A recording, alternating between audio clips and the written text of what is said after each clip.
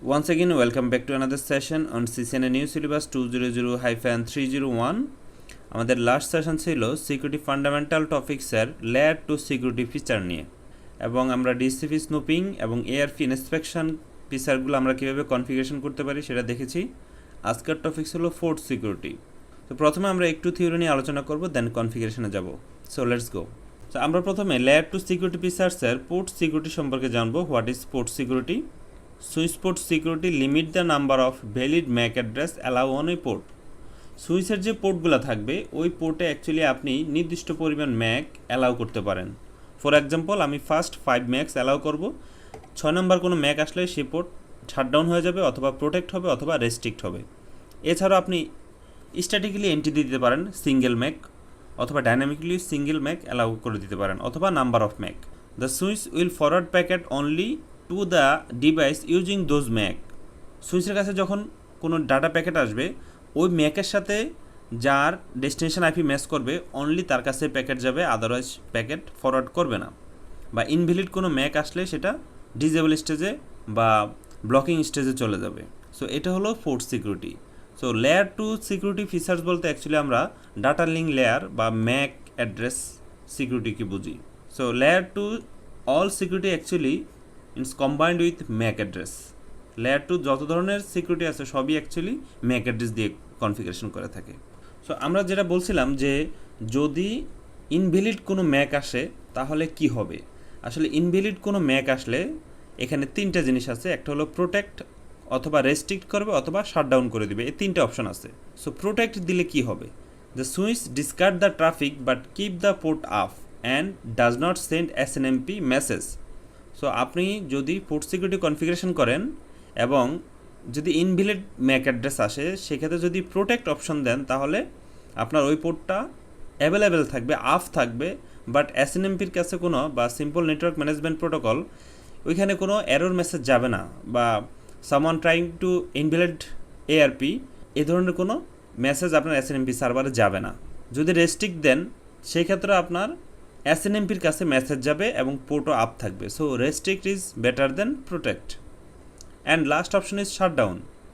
যদি আপনি শাটডাউন দেন তাহলে এসএনএমপির কাছে মেসেজ যাবে এবং পোর্টটাও কিন্তু ডিজেবল স্টেজে চলে যাবে, এবং ম্যানুয়ালি আপনাকে এটা আবার নো শাটডাউন দিয়ে আবার অন করতে হবে।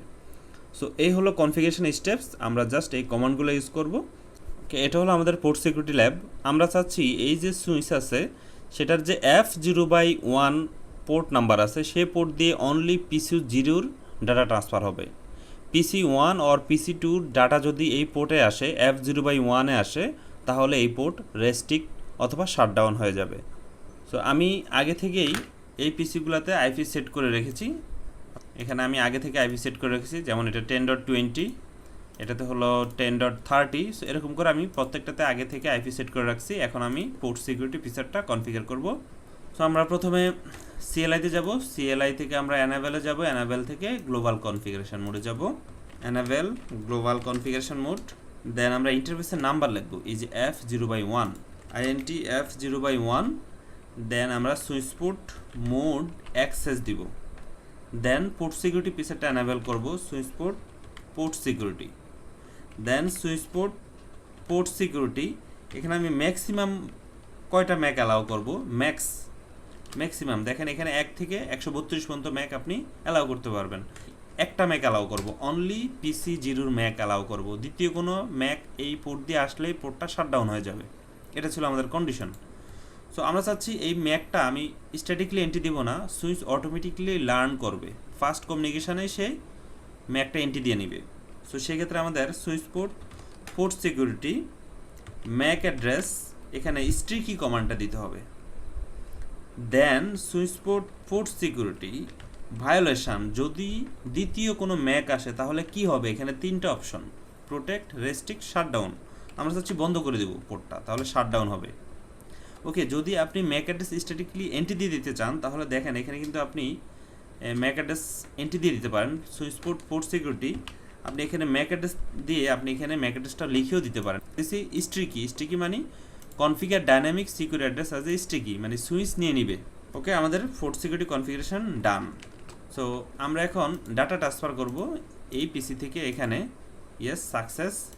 সো আমরা যদি এই সুইচের F0/1 কোন ম্যাকটা আসলে এন্ট্রি হয়েছে, বিকজ অফ আমরা ম্যাক স্ট্যাটিকলি দেইনি, স্ট্রিকি কমান্ড দিয়েছি।